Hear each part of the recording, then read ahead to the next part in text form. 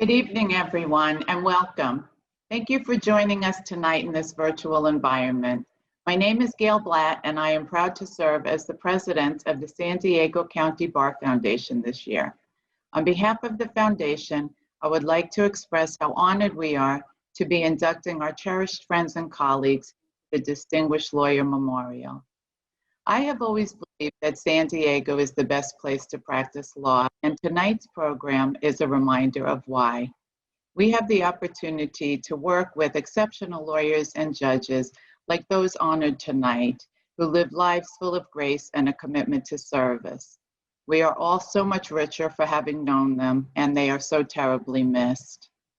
Now, just as the legal profession is a foundation of our society, the San Diego County Bar Foundation is a foundation of our profession.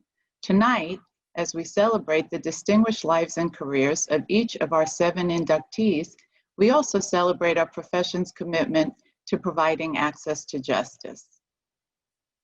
Over the course of the evening, you will learn a little about the special characteristics of our inductees' lives and careers. While they have all served in the San Diego community in their own unique way, our honorees tonight have 2 things in common. They exemplified excellence in the legal profession, and they believed in the ideals of justice, particularly of access to justice, which is the hallmark of the Bar Foundation's mission. And their goodness will never be forgotten. Many of you here tonight have already honored your friends, family, mentors, and colleagues by donating to the Bar Foundation on behalf of the prestigious 2020 Distinguished Lawyer Memorial honorees. On behalf of the foundation, I sincerely thank you. Those donations and any money raised here tonight will be used to fulfill our responsibility to the underserved in our region. Please help us provide them the access to the legal services they deserve and otherwise would have difficulty finding. These community members include foster children, at-risk youth, the sick, the disabled, the elderly, veterans, immigrants, refugees, including those seeking asylum, and survivors of domestic violence. It is through your donations that the San Diego County Bar Foundation has been able to provide over $4 million to more than 50 local nonprofit organizations. Please enjoy this brief video about our mission and the organizations we support. We're helping immigrants who are seeking asylum. We're helping veterans who are seeking to get their benefits. And we're helping the elderly who are dealing with financial abuse. San Diego County Bar Foundation is the charitable arm of the San Diego County Bar Association, and it involves a group of attorneys and business people who come together to identify pro bono legal providers who help the underserved with their legal problems. The San Diego County Bar Foundation is really critical to supporting our legal services. Legal aid and legal services, even for seniors, is not a favorite. That's where the San Diego County Bar Foundation comes in. The key thing that you have to consider is that when you make a donation to foundation, you are outsourcing all the due diligence and hard work that it takes to identify those startup pro bono legal providers that otherwise wouldn't get that seed money to really start doing good in the community. Everyone has a right to have an opportunity to be heard, and the San Diego County Bar Foundation ensures that that happens, that is, in San Diego County, a reality.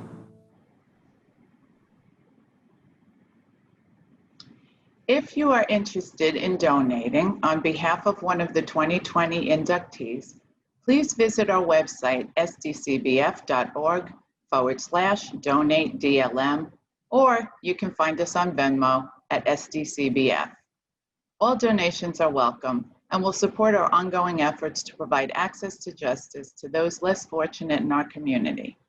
On behalf of the entire Board of Directors and the grantees we have been fortunate enough to fund, thank you. Finally, I want to thank the distinguished speakers who will present our honorees tonight. San Diego City Attorney, the Honorable Mara Elliott, who will introduce Donald Worley. Yakita Oliver, who will present on behalf of Judge Leo Valentine. Kathy Diamonds will introduce for Michael Thorsness. Antonio Sistos will speak on behalf of Roberta Sistos. Harry Carter will present on behalf of Craig Higgs. The Honorable William Gallo will speak on behalf of the Honorable David Bartik, and the Honorable Joel Wolfile will present on behalf of Andrew Albert. And now to our program. Our first inductee tonight is Donald Worley, who will be presented by Mara Elliott.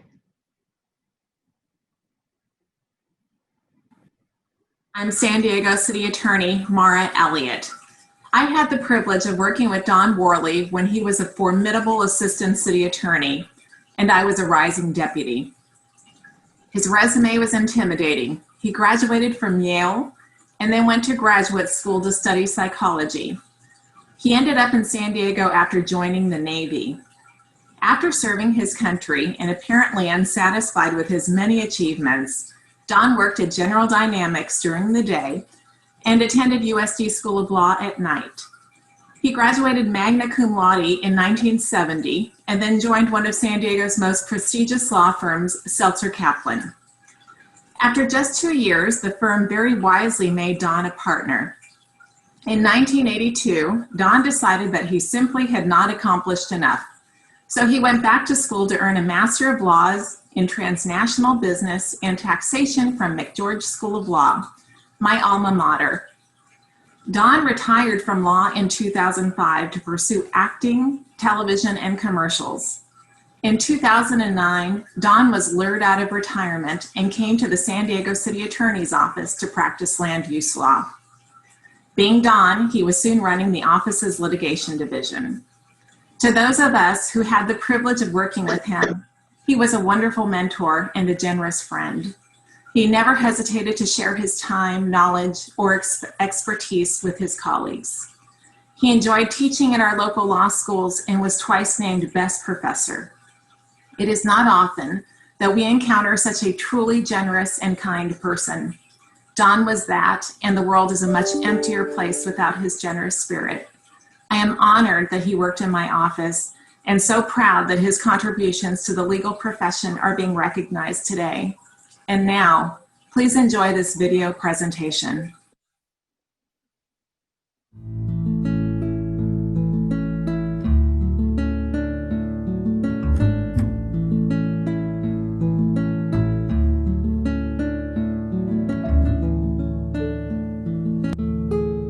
Outgoing, competent, intelligent, articulate, just a joy to be with. He was a Renaissance man. He was a preacher here. He led classes. He was an actor. He did a little bit of everything here. A singer, always doing solos. I always called Don my happy baby, and that may sound silly, but he really was. He was so positive and energized regardless of what he was doing, and he would infect other people with that same spirit. Many talents. He was an amateur theologian, a student of the Bible, and a critical student.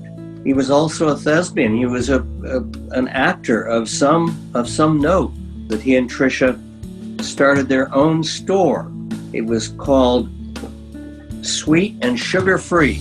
So typical of Don. He was always principled about everything he did. Don, he took a historical critical approach to scripture. So he was always reading everything in the original context in which it was written. Doubt was probably the most important part of his faith. He was very much a seeker. And one time he even said to me, which I loved, he said, I thought I had the answers, but really I think what I have are the questions, and I love questions. I mean, he was a true gentleman in every sense of the word. To me and to everyone, I know that his staff loved him, and they loved him because he cared about them and he respected them.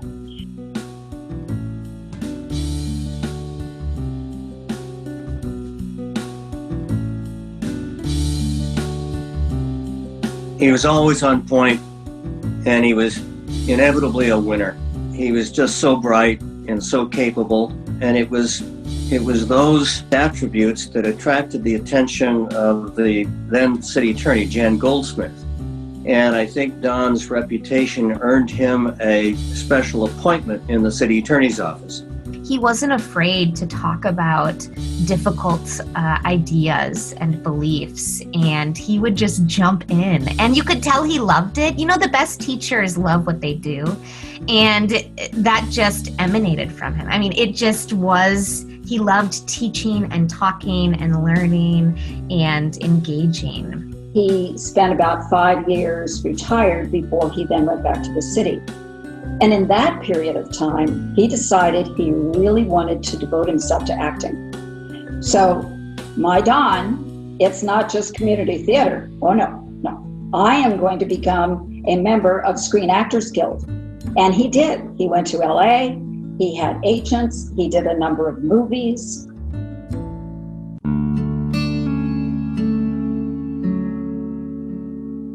He asked us, what kind of legacy am I leaving?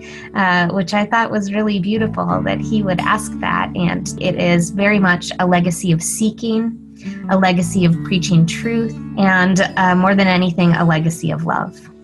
I couldn't think of a more deserving guy than Don. He never sought acclaim. My guess is that he would be somewhat embarrassed, certainly humbled, would probably spend 8 out of 10 minutes of an acceptance speech honoring others and thanking others. A lot of people become a little more spiritual as they age, and I would say that that definitely was a factor in Don's life.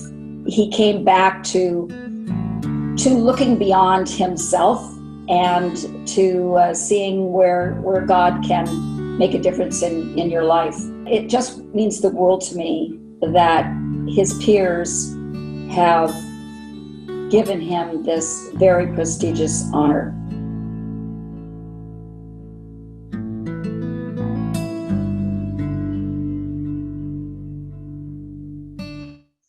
Wow, what a wonderful tribute to such an interesting and accomplished man who clearly lived life to the fullest and excelled at what he set his mind to do. I don't know how anybody could keep up with him.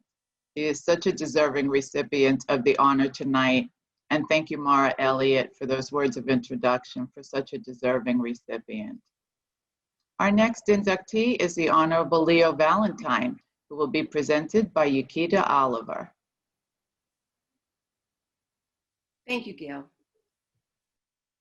My name is Yukita Oliver, and I am the president of the Earl B. Gilliam Barr Foundation. And it was an honor and a privilege to nominate Judge Valentine for this distinguished honor. And it's very fitting because when I think about Judge Valentine, the words dignified, distinguished, respectful, and jazz come to mind. I first met Judge Valentine as a young misdemeanor attorney, and I appeared before him many times throughout my career and before his retirement. From the first time I walked into his courtroom until the last time, he consistently and unequivocally treated everyone with a tremendous amount of respect and dignity. The respectful manner he treated the parties was the way he treated his staff and members of the community. Judge Valentine had an undeniable presence, and it was contagious. It was reflected in not only how he treated you, but how his staff treated you as well, and in turn, how we treated each other when we were in his courtroom. When you enter his department for a case, you'd be escorted into his chambers along with opposing counsel. And it was there Judge Valentine would discuss the case and his expectations while listening to jazz in the background. This was especially true if he sensed a bit of tension between the parties. And it worked because you walked out more at ease than you did when you walked in. That was Judge Valentine. He displayed the same amount of respect for the law as he did for the parties, which is why he was always prepared and expected everyone who appeared in front of him to be that way as well. He embodied all the qualities of a great judge, and I'm honored that I had the privilege of appearing before him, and I have no doubt that I am a better lawyer because of it. Now you will hear from other individuals who knew Judge Valentine and the impact that he had on the legal community and beyond. Please enjoy the video presentation.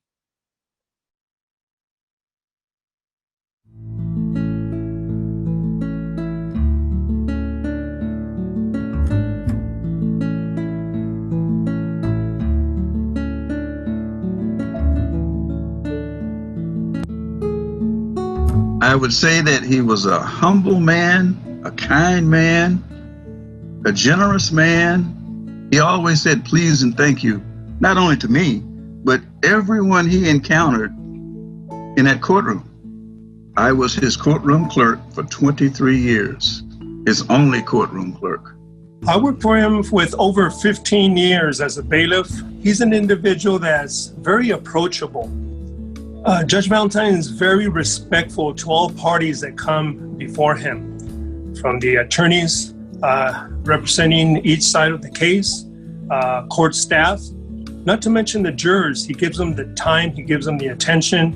He appreciates their service in coming in as their community service or as their civic duty to come in, but also the defendant before him. He respects them by calling them by the last name, a Mr. or a Mrs. Personification of an individual that cares for other individuals regardless who they are.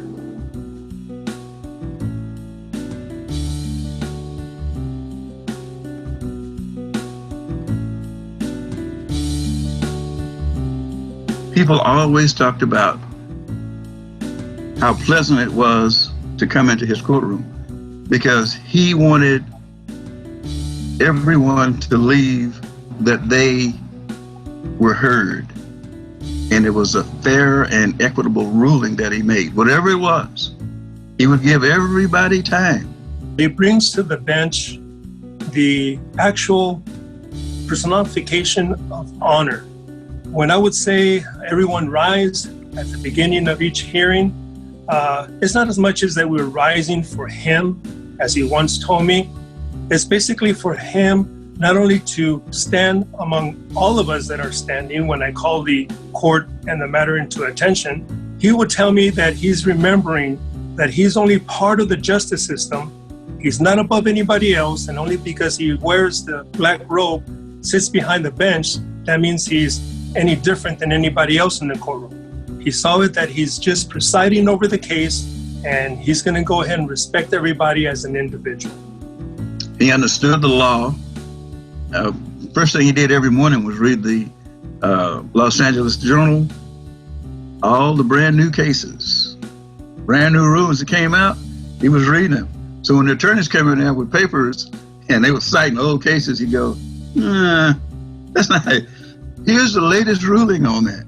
He kept up on the law to make sure that his rulings were correct at all times. And if he didn't know the exact law, he'd say recess, and he'd go in and research it. He never shot from the hip. Very humble, an individual of principle who would actually take the time to speak to the actual defendant many times and just give him some words of advice, counsel.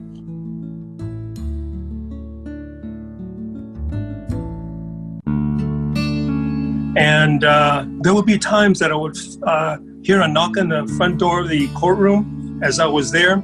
I asked, yes, who are you? I'm here for the judge. And is he expecting you? No, not necessarily. Well, may I ask who's asking? Let him know that 3, 4, 5 years ago, he actually sentenced me. And I just want to come back to tell him to thank you for the words of encouragement, of hope that he gave him. And he'd come out and he would talk to this guy.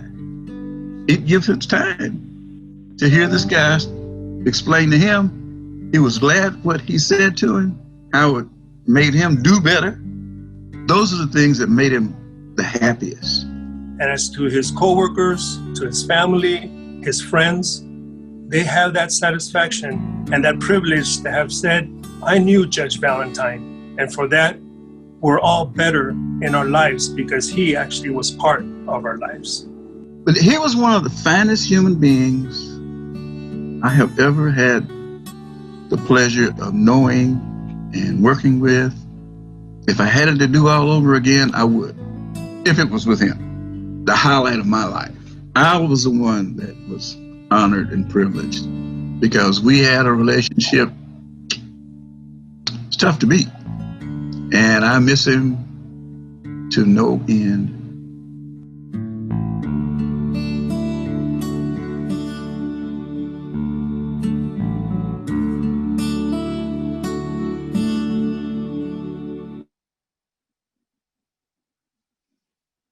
Those were wonderful words spoken about such a distinguished jurist and special human being. That video really brought Judge Valentine to life. He certainly brought honor to the bench, and he is so worthy of the distinction being bestowed upon him tonight. Thank you, Ms. Oliver, for that lovely introduction. We will now have Kathy Diamond, who will speak about Michael Thorsness and introduce his video. Hello. Hello, I think I'm on. My name is Kathy Diamond, and I am so honored to introduce to you the next inductee, Michael T. Thorsness, also known as Rowdy O. Yates, a distinguished lawyer indeed, and so much more. He was a poet, a philosopher, a philanthropist, a teacher, a mentor, a family man, and a friend. I claim Mike through his sister, Nancy Bennett, my dear friend, my closest friend, and her husband, Kim, whose daughter, Mike's niece, Lily Maria, is my goddaughter. So that's how I'm related to Mike. Over 4 decades, I've witnessed what a tight-knit and loving clan he belonged to.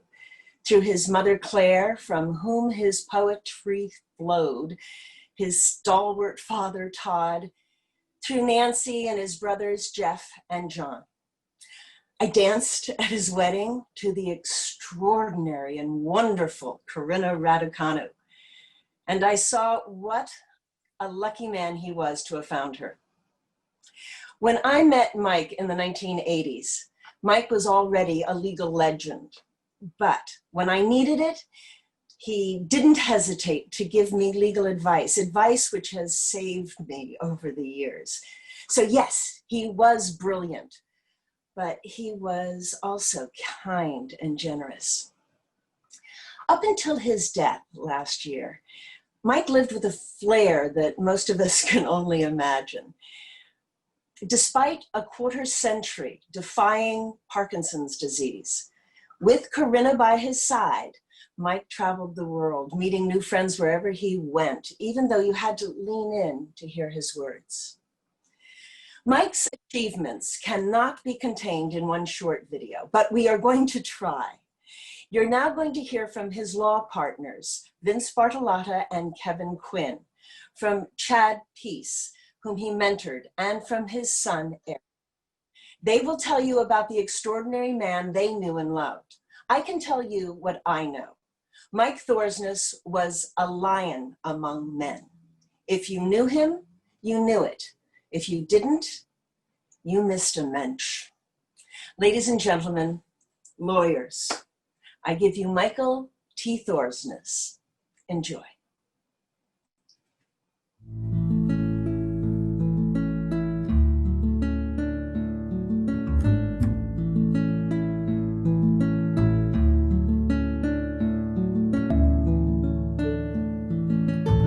He was a Renaissance man. He was into everything. He was a cowboy. He was a professional cutting horse champion. He was an actor. He acted in plays throughout the community. He worked hard, but he never missed anything. He was always there. He might show up a few minutes late. My dad was famous for showing up late to things, but he always made it. And he was there to support me and my sister 100%, anything we did. He was a professional photographer. He was a poet. He was the PR guy for John Kerry's run for the presidency. He was also a delegate. Mike is an interesting guy because, you know, he could come with a group of my friends in their early 30s or so, and he'd have a great time. And like you said, he was the last one to say, "Let's go home, I'm tired." He was a teacher. He taught at USD. School of Law, and he was a trial lawyer par excellence. As a lawyer, I think it was the fact that he had a very quick mind, and unlike a lot of us, he didn't just fly off the handle.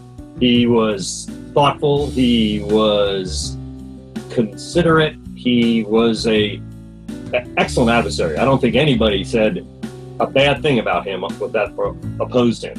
He was smart, he was fair, he was honest, and clever, wicked clever.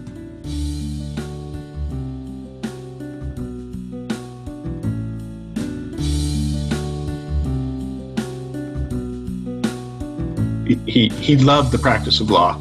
So he enjoyed working his cases.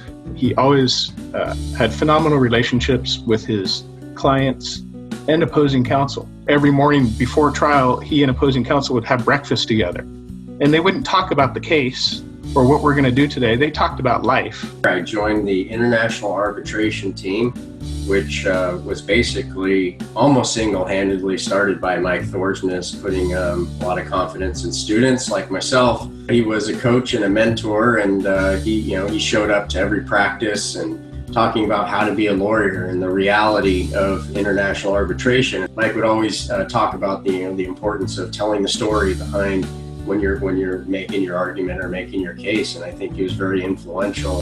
Far beyond just his intellectual power, and I mean he was an intellectual powerhouse.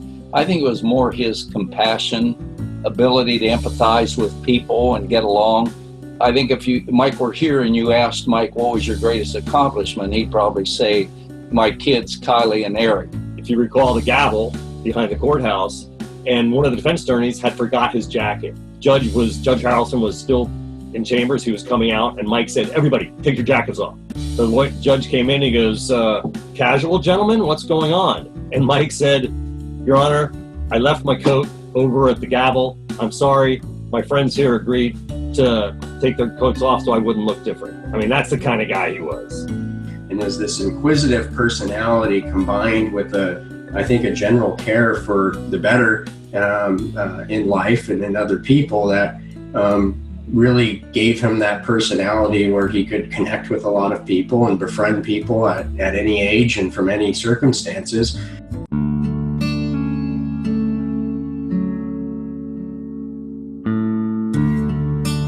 I think my dad would be very proud to know that he's being inducted into the DLM. He's had a lot of his old friends before him, the people that he admired professionally and personally, are there, and I think he would like knowing that he's with them. The impact that Mike Thorsness had on me was really more of life lessons as much as it was a legal lesson. The impact he had goes far beyond the years that he was there. I think the work that he did at USD with respect to mock trials, I think there are countless number of lawyers here in the community that owe a lot to Mike for recognizing talent, nurturing it, and then giving him a stage to perform on. His profession was more than just a job to him. It was a calling.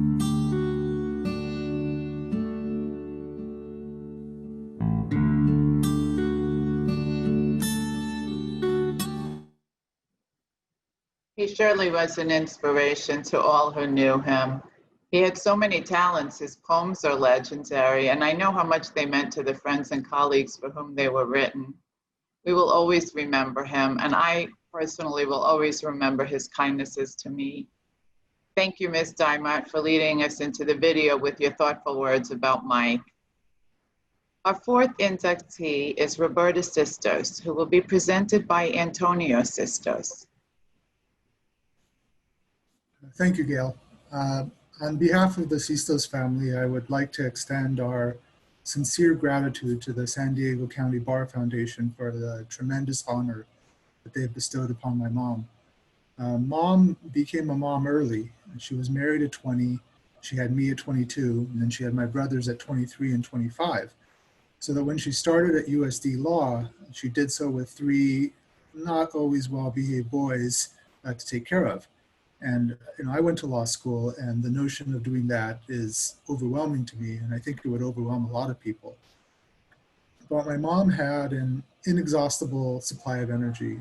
She did all the mom stuff, soccer practice, science fair projects, helped us all with our college admissions essays and our applications. But she was also the president of all these organizations, boards of committees, pro bono work. We had to do just a whole bunch of investigation just to figure out all the stuff that she was on after she died last year. And I think part of all of those activities was just that she was so energetic that she just needed something to do with all that energy. But a bigger part was that she had a very strong and a very sincere desire to help people, and especially to help underdogs, people who would not otherwise get the assistance they need. So I think she would have liked that her death could bring some assistance to the people who are desperately in need of it. And on behalf of the Sistos family, again, I'm very grateful to everyone who donated in her name for making that happen and letting her be of use one more time. My mom was a very special person, and I hope this video will convey some of that.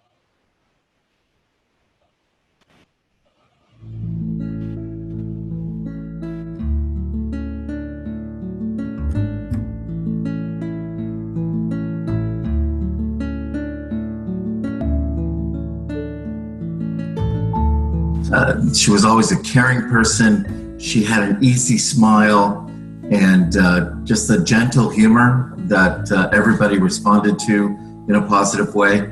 And I rarely found anybody as family oriented as her.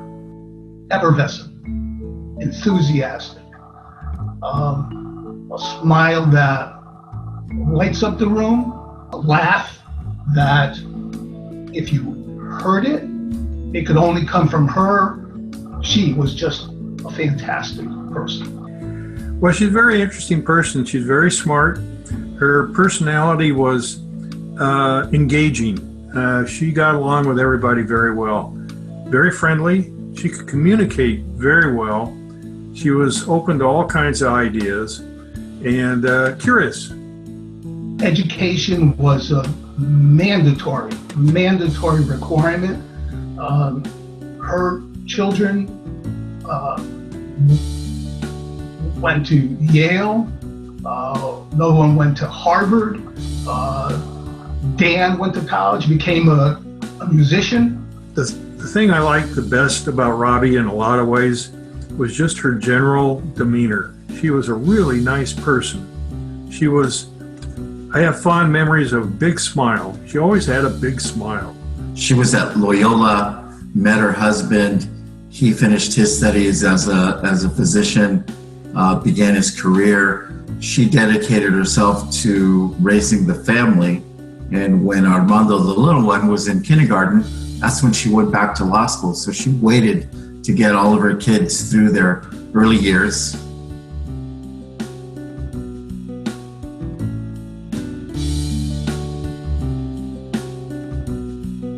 She was a curious person and very smart, of course. Nothing scared her off.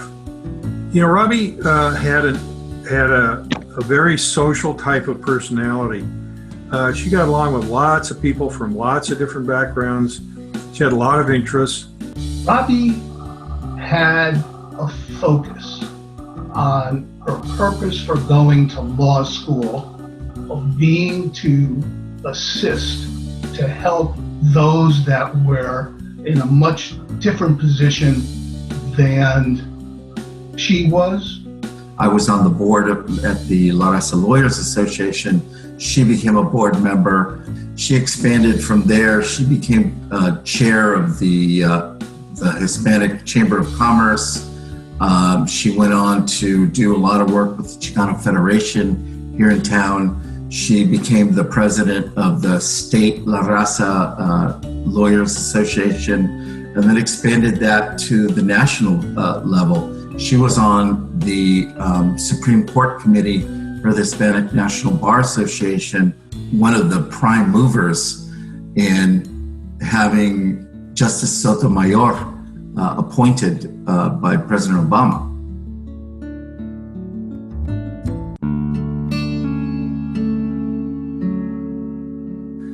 You know, it's a wonderful thing for Robbie to receive an honor like being inducted. I think it makes those of us who knew her well proud, and I think it's well deserved. Robbie had an impact because she was someone people could look up to in their lives as having accomplished so much. She was a fierce advocate for the poor, those that were discriminated against, Latinos, anyone who she believed was an underdog. It was her role to to make their life better. She was brave. I'm always going to be proud to remember her and her contributions to the community and to our profession. But her contributions lived on and continue to live on. She would not feel like she was really worthy of the accolade. She would feel that there were many other people that were more deserving than she. But the truth is, it's an absolutely deserved honor.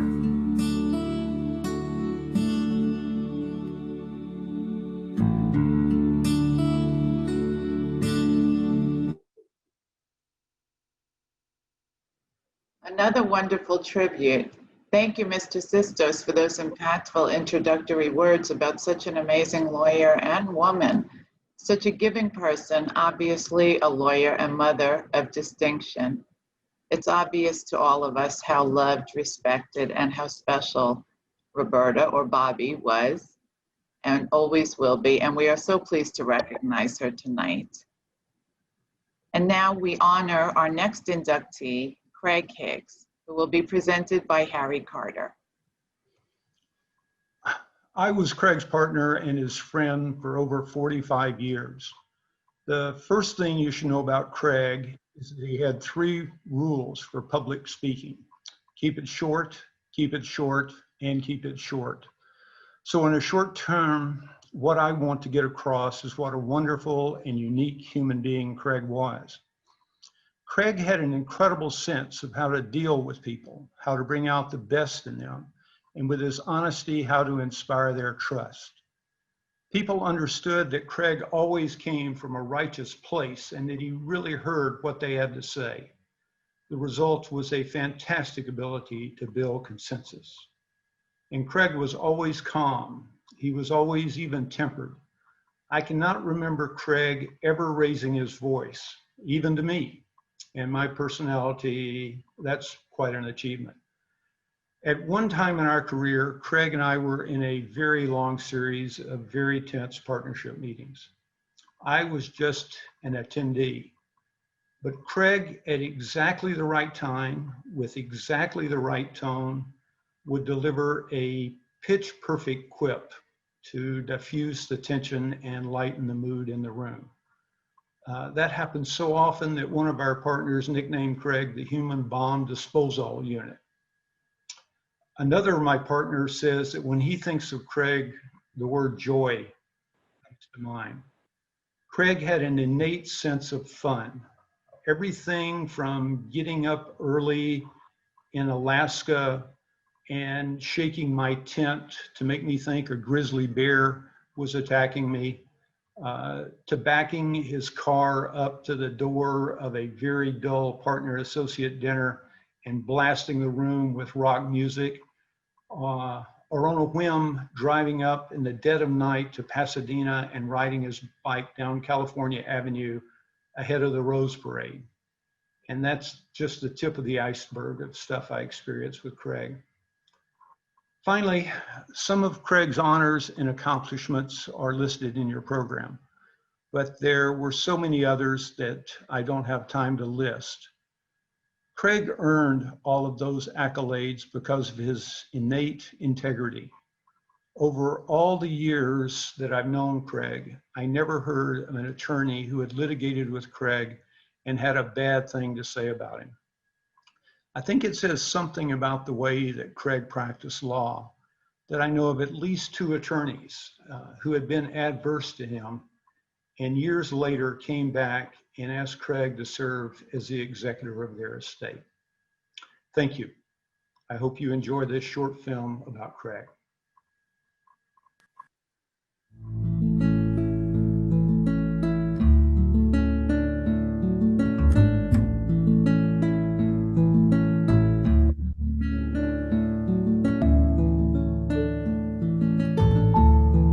Craig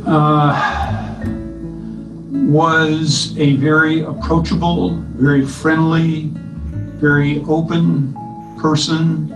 He had tremendous integrity. And in the 40 years that I knew Craig, I don't think I can remember him ever raising his voice.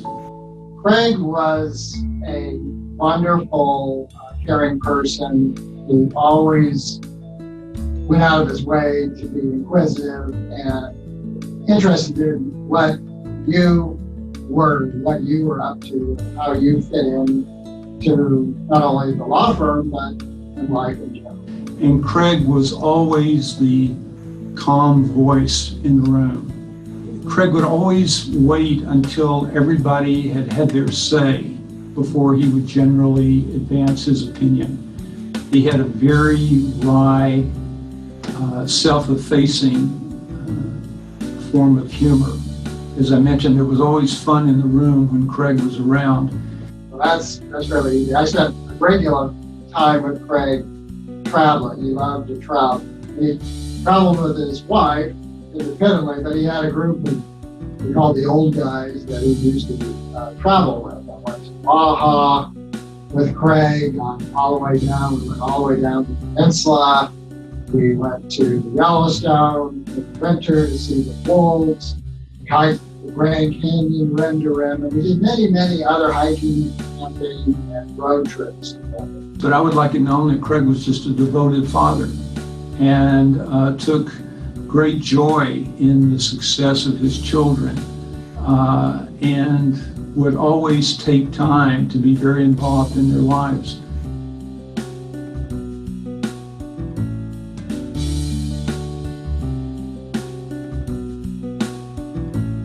Well, I think Craig had a perfect demeanor for mediation, a real gift for listening and hearing things through and being able to understand where somebody, even people on both sides of the equation, were coming from and be able to put them together.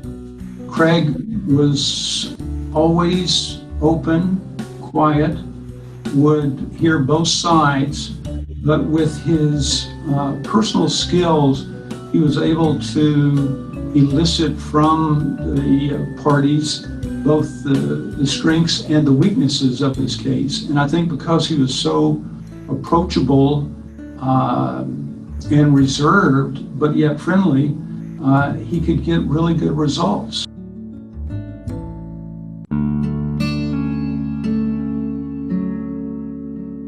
Craig's legacy would be that of instilling ethics, integrity, and yet openness and professionalism in the area of litigation. Craig's reputation in the legal community was premier. He was the essence of ethics and being an individual that could be trusted. Knowing Craig and the reputation that he had and has, that I'm not surprised he would get this award. But I think it's well deserved, and I know he would be absolutely delighted about it. So I think it's very important that he is being recognized, because he is the epitome of caring for our society. And I think that that's really what the Bar Foundation is. Oh, I think Craig had a wonderful reputation. I think the fact that he could have such success citywide, countywide, statewide as a mediator speaks to that. And I am sure that if I walked up to him and congratulated on this, he would tell me in some way that the fix was in, and that was how he had gotten the award. But in truth, Craig would be very honored and he'd be very pleased.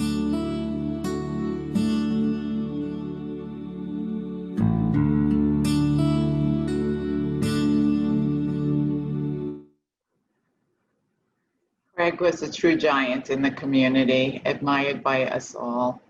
I will always remember him running up and down the stairs from floor to floor at the firm during a mediation with the energy of a teenager, his smile, his amazing sense of humor.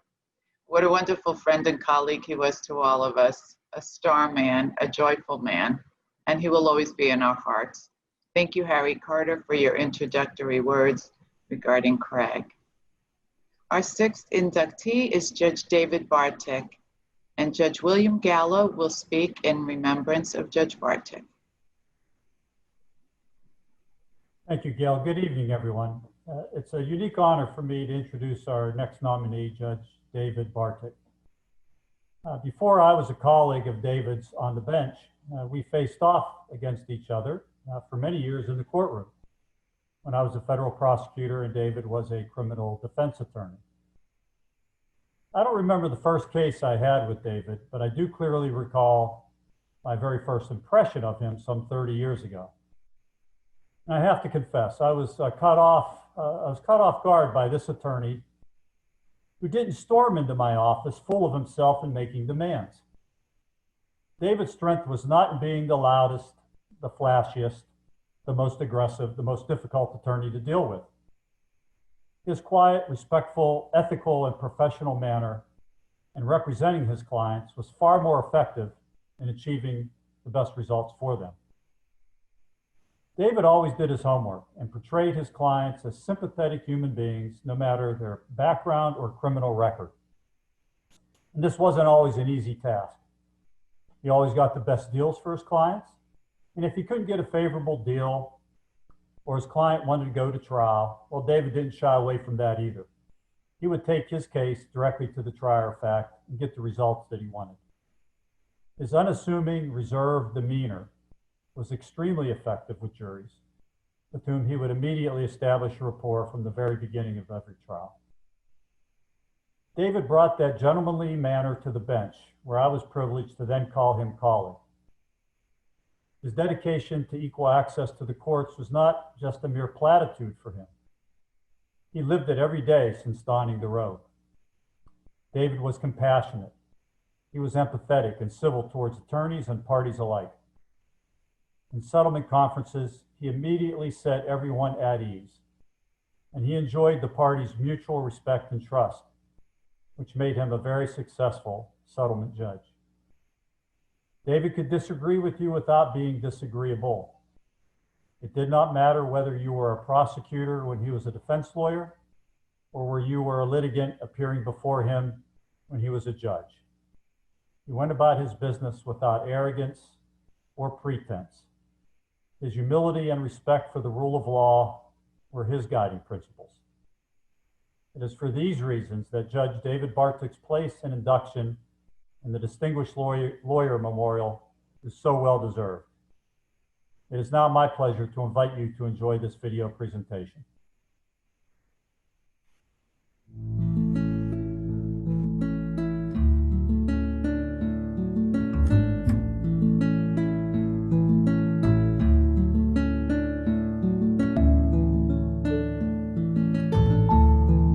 David was a gentleman in every sense of the word.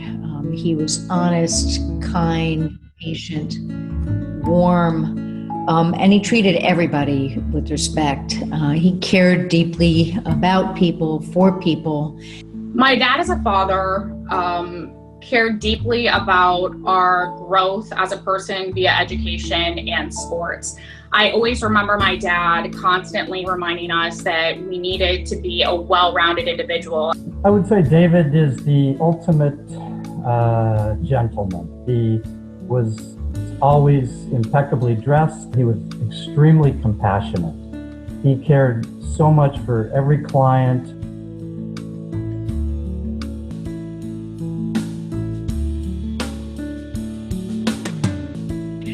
He was just an intuitive person. When I had a new extern or law clerk, I would endeavor to introduce them to some of the other judges and would suggest to them that we go down the hall for them to meet Judge Bartik, and they would respond by saying, "Oh, he's already been over here to introduce himself." We were moving myself to the Navajo reservation. Right before we got on the Navajo reservation, we got my dad some cowboy boots and a cowboy hat, and he put it on and he looked like this. And I have to say that this is probably the reason I still have a really strong connection with the Navajo reservation.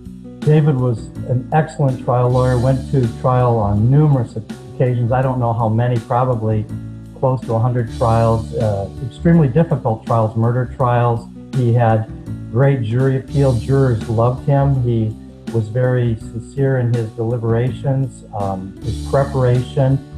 I think David was probably the ultimate trial lawyer. And he had just an incredible work ethic that became apparent to all of us once he came on the bench. And it was amazing how quickly he developed a level of expertise on a broad array of areas, which was required for this job. He was supposed to go in for his first day on the bench. He sent us all a photo in our group text message of him in his robe in the living room, and you could tell there was nothing he was more proud of. He was always the most prepared person in every conference or any hearing. He was the one who made sure that he had reviewed all the papers, that he understood all the arguments that were going to be made.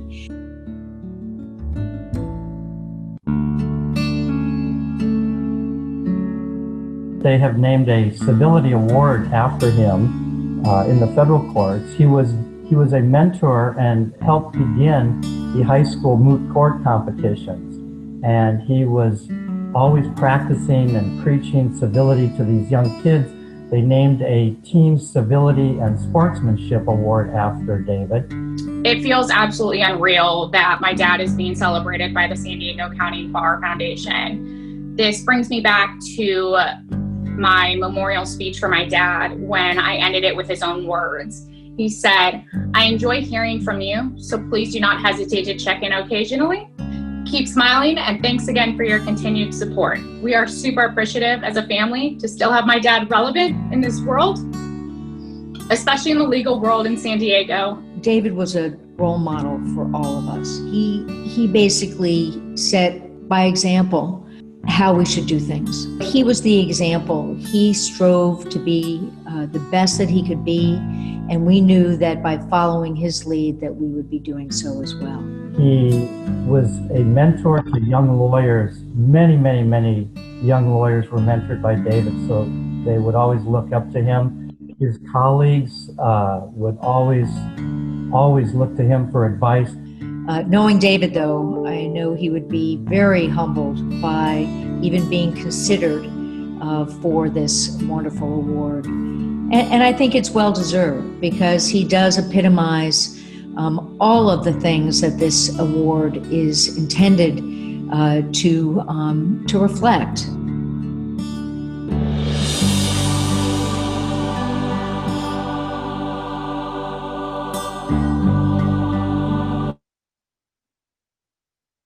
I agree. What a wonderful tribute to Judge Barczyk. For all of the reasons discussed tonight and more, he will always be remembered in our community, and his memory will always be cherished. The grace with which he lived his life is clear from the memories of those who knew and loved him. We are honored to honor him. And thank you, Judge Gallo, for your thoughtful words of introduction. Our seventh and final inductee this evening is Andrew Albert, who will be introduced by the Honorable Joel Wolfile. Thank you, Gail, and great job in leading us through this program. I hope everybody has enjoyed all of these inductions as much as I have. Tremendous group of people, and now we get to Andy. It is my honor, as somebody who practiced law with Andy for many years, to introduce Andy Albert's induction. As anybody who knew Andy would vouch for, Andy was a good lawyer, a better mediator, and a superb human being. Andy possessed many qualities, but as much as any, he had the capacity to deliver a well-timed comment. Sometimes serious, sometimes lighthearted, many times lighthearted, but always with his feet squarely on the ground.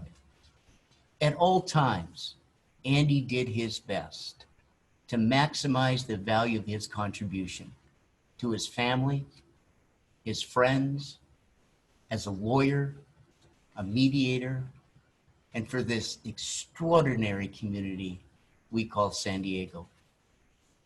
One of Andy's dearest friends was Craig Higgs, who we've also honored tonight. In my mind's eye, I see Andy and Craig 6 feet apart watching this program. And Andy, without saying a word, indicating it was a heck of a ride, wasn't it? And Craig, again, without saying a word, nodding his head to indicate, yes, it was. Speaking for Andy tonight are three persons: Max Albert, Andy and Vicky's youngest son; Mark Kaufman, Executive Vice President and Manager of the San Diego office of Judicate West; and Heather Rosing, a senior partner with the Kleindens firm, and like Andy, a past president of the San Diego County Bar Association. So please enjoy the video.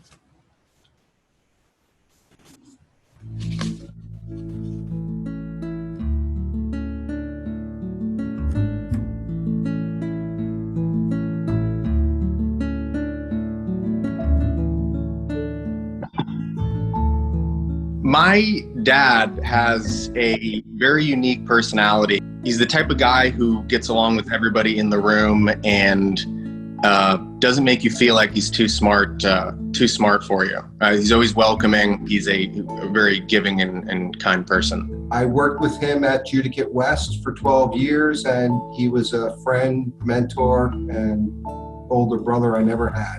Andy was the most positive person I've ever known, possibly. He was caring. When he asked somebody, "How are you doing?" he truly meant, "How are you doing?" He wanted to know. Kind, caring, just all the good qualities in a human that you would want to see.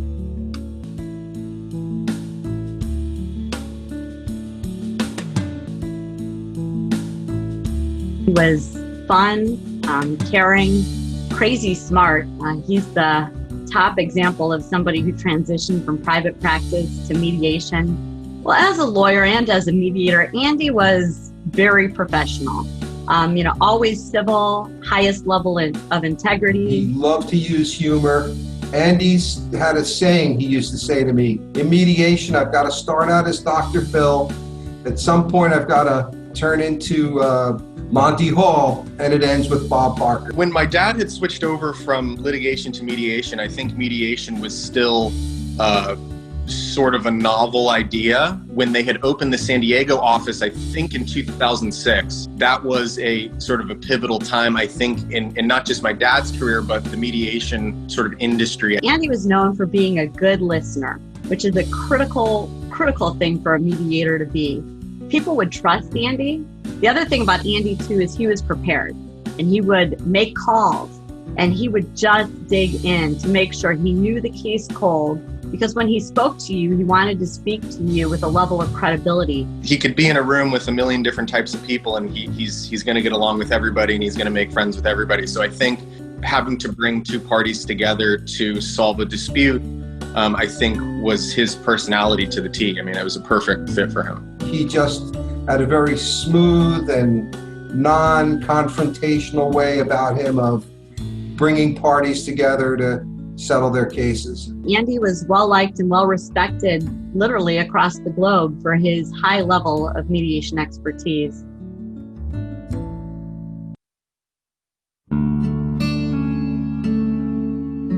He always welcomed my friends to our house and helped them get into law school and helped write letters, and always was looking out and watching out for everybody who was around my family, not just my immediate brothers and sisters and mom. He was a dad to many people that weren't biologically his actual family. He had a passion for mentoring younger attorneys, and then subsequently when he came on board with Judicate West and had some years in mentoring new mediators as well. It wasn't only that he was a great litigator and a great mediator, but he invested himself in the community in other ways. For example, through his service with the San Diego County Bar Association, which is essentially how I met him. He was on the board of directors, and I saw him every day working for the legal community, working for the things that we stood for as a legal community. And this is all nonprofit work. You don't get paid for it. You do it because you care. And Andy cared. He gave thousands of hours of his time to the good causes promoted by the SDCBA. My dad would always say that, you know, his proudest, you know, accomplishments were, you know, our family. And his family meant more to him than anything. He loved his wife, Vicky, more than words can tell. He loved his kids. The look on his face, the smile on his face when he would show us pictures of Kingston or Tennessee, his grandkids, was just unbelievable. Our proudest accomplishment for him was being literally like the most awesome dad.